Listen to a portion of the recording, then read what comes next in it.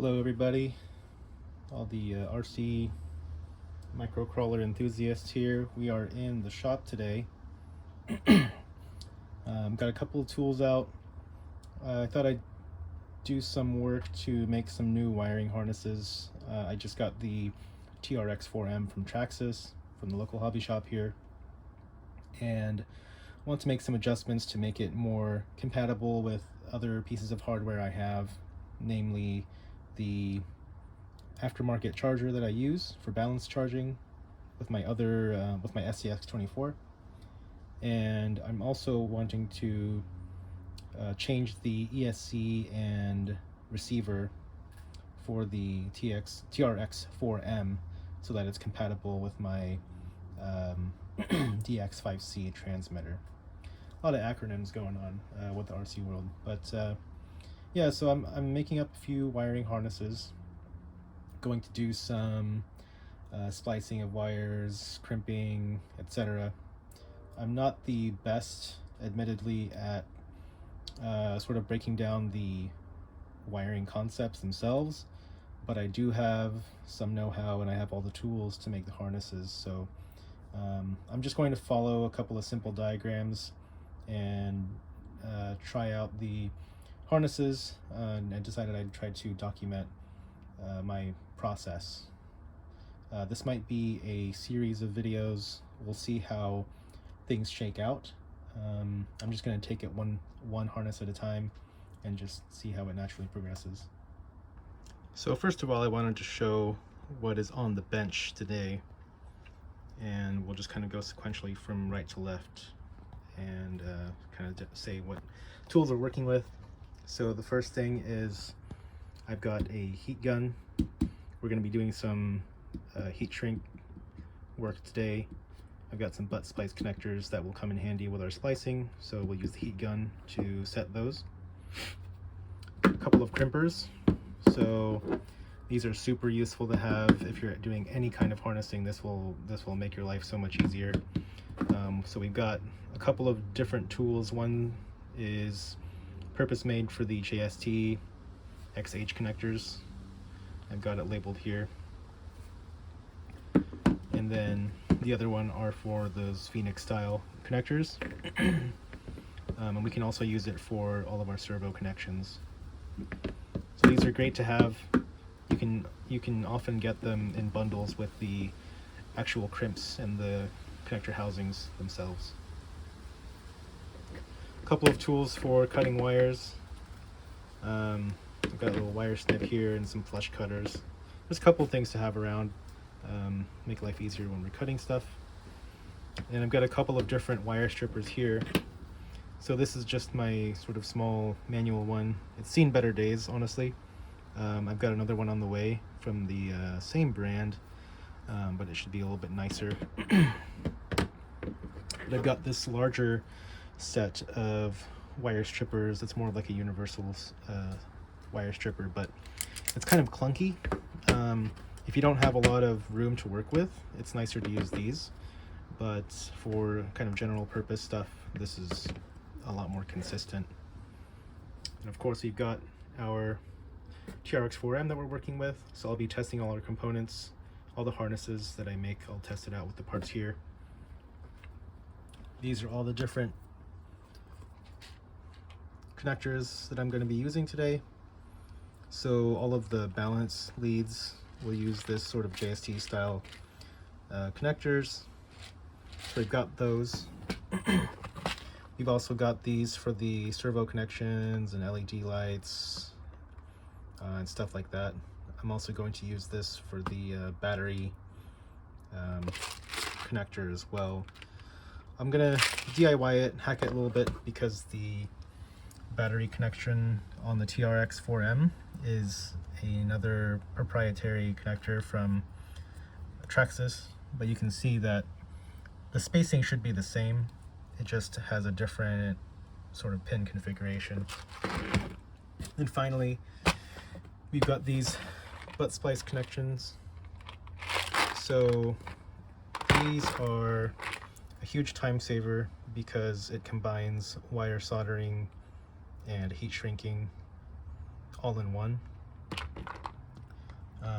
So as long as you've got your heat gun, you can just put all of your connections in there, hit it with some heat, and it'll do the connection for you all in one step. So that's really nice to have. And then we finally got the aftermarket charger for the battery. So the first thing I'm going to tackle today is the balanced charging adapter for the Traxxas battery. I'm going to test out the connections on this guy, make sure I've got the right connections as well. And then we're going to be adding the Lizard Pro to the TRX-4M eventually. So I'm going to test out and make sure that we can fit our motor there. I'll do a two pin to two pin conversion, so just taking it from one connector and adapting it to another connector. And then finally, this is the receiver I'll be using, the SR315. I've got an SR515 on the way as well. Let's see if I can get that focused. But basically, I'm going to be taking the servo and making sure this will fit in here. I shouldn't have any issues, but I brought all the parts down just to make sure that I've got all the references I need. If I do need to make a harness, I'll go ahead and do that, but just to test fit everything and make sure everything fits well. Then tool bag, just in case we need extra tools. But yeah, everything here. We've got all the tools to make some harnesses. The last most essential piece I forgot to mention is a lot of hookup wire. So I have a stash of individually colored strands of wire, but I also have this big bundle. It's a 4-strand of I think maybe 20 or 22 gauge. But since this is already bundled, a lot of the harnesses I'm going to make are 2 to 3 wires each.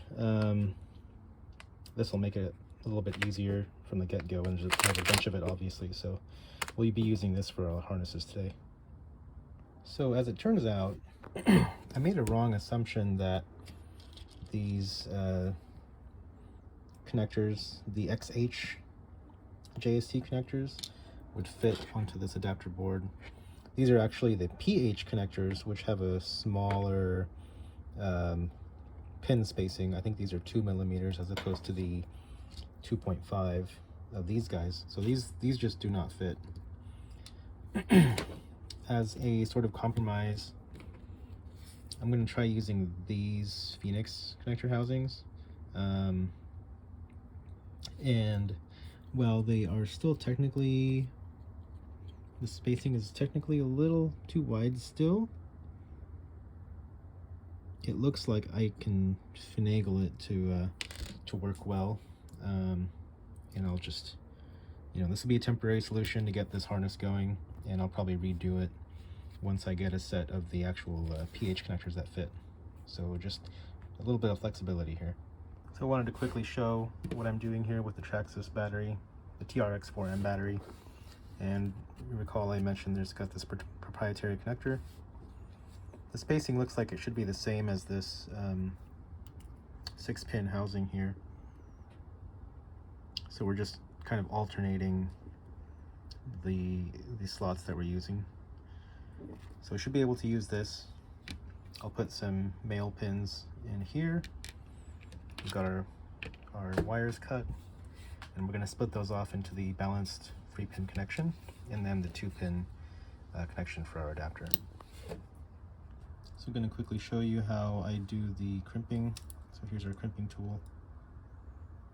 There we go. That's in focus. We've got our wire. So basically you can just sit this in here. It'll grip the insulation of the wire, and when you squeeze, it should pull that insulation right off. See? Nice and easy. So we'll just do that for all of our connections. Another thing I'll show is that you actually don't need to strip off that much insulation for these connectors.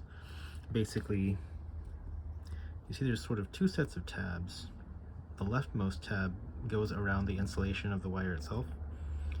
The set of tabs right next to it wraps around the stranded wire. So you really only need to strip off just enough so that you can get a good connection on both sides.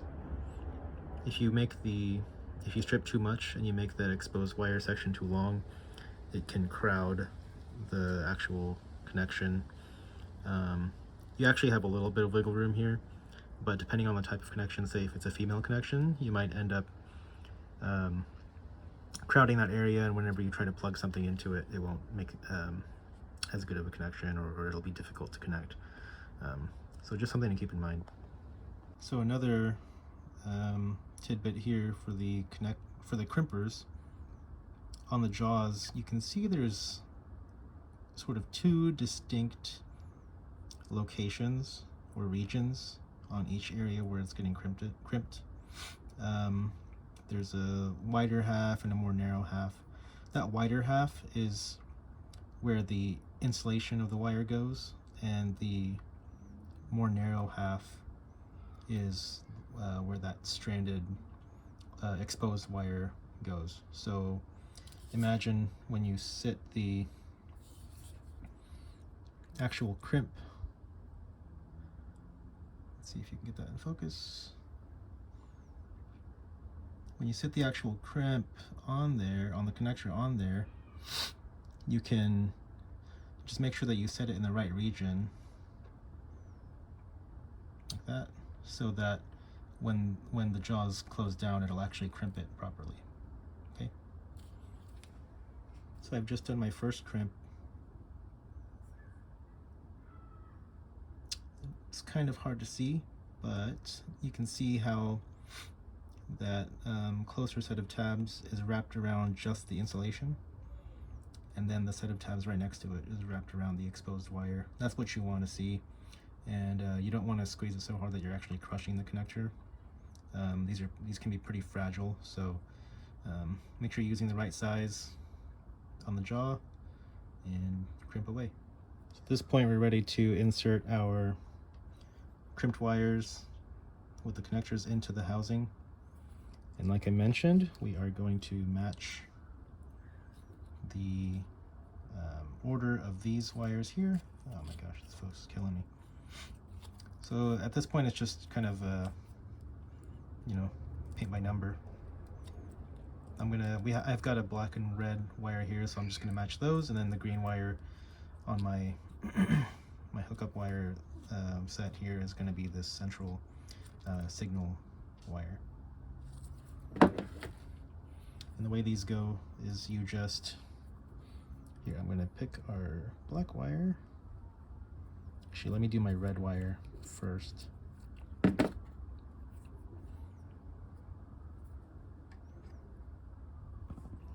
You've got this, I keep saying the word tab, but you've got this last set of tabs sticking up on the connector, and that's what retains it inside the housing.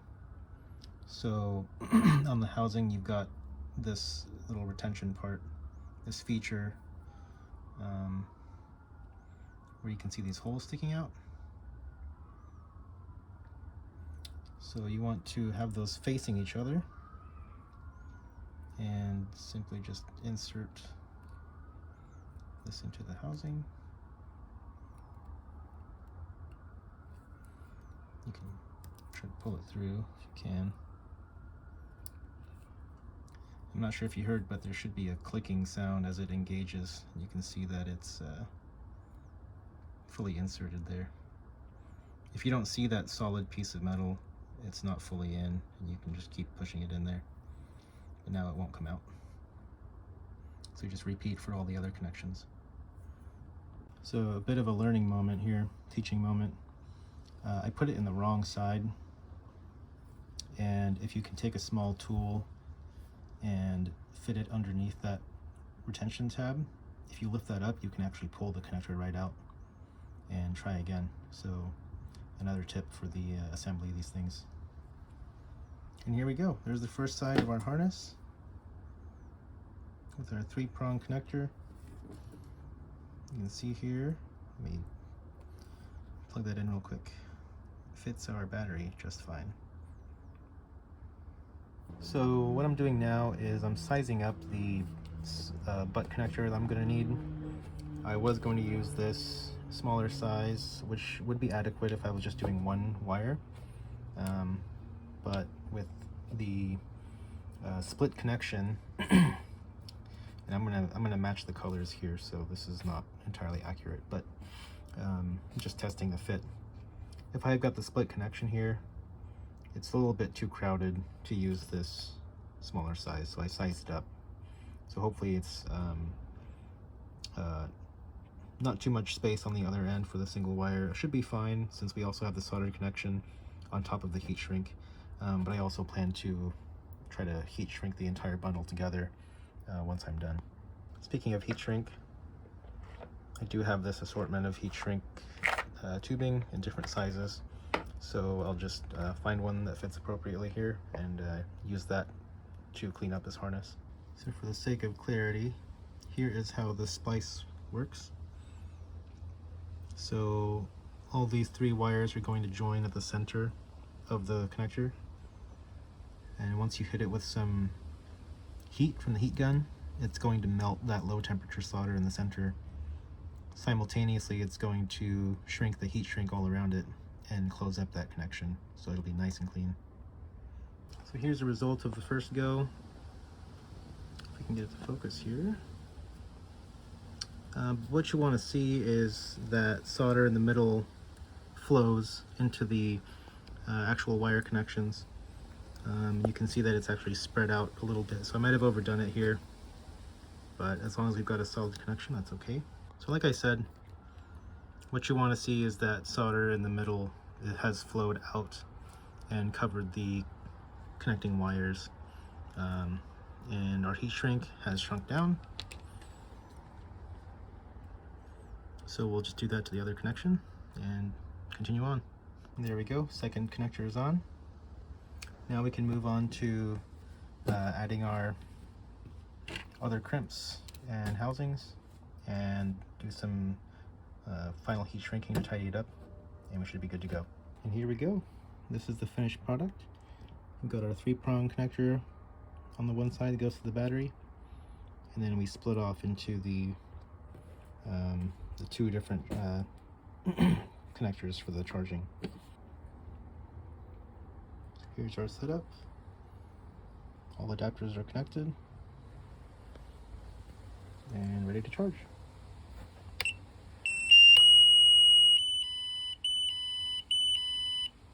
Alright, thank goodness for aftermarket chargers that check the battery chemistry for you, and it threw an error. And the error was that these positive and negative connections in my balance connector were flip-flopped. Get that focus. So previously I had them backwards. I'll put a note in the video that the wiring is actually incorrect and you want to flip it around. But now that that's good, we can try it again. They recognized it, and we'll go. So now you've got balanced charging on the TRX-4M. And to wrap up this video, happy to report that we were able to successfully balance charge our battery to full capacity and nothing's on fire. So I'll try to post maybe some diagrams of what the wiring looks like on this guy, and if you want to try it out for yourself, give it a shot. Alright, so we are revisiting this wire harness. This is the balanced charging wire harness for the TRX-4M battery, and we had an issue where I had to use this connector on the battery charging wires because I didn't have the correct housing to connect to this board. What I wanted to connect to are these ports here. These are JST PH 2s. So if you look that up, you can find the right connectors. And you can see here, I just got a package of all these different connectors so I can crimp them together. But these will fit perfectly into that adapter board. So all I'm going to do right now is I'm just going to cut these off, strip those wires, crimp on the new connectors and we should be good to go. What I'm using here is I got a new sort of handheld wire stripper. I was using that universal one before, but this one is good for gauges 10 through 24. I usually hover around the 18 to 24 range anyway, so this should get me through, and it'll also fit in like tight little spaces, so this should work pretty well for us today. We are good to go. As you can see, we got the PH 2.0 connector here. Let's see if I can get that to focus. So that's connected to the battery wires, and then we've got our balance wires that are already good to go. So everything's plugged in. We now just need to start charging, make sure it works. And we're good to go. And this battery is already pretty full, so but for the sake of the example, just wanted to show you that it works. And then to clarify again, the connector that I got for this is the JST PH 2.0. The 2 is for the 2mm pitch between the pins in this case. So for these smaller ones, it's the JST PH. And then the other one is the JST XH, which has the 2.5mm or 0.1 inch pitch between the pins. So with all that, you should have everything you need to make your own harnesses.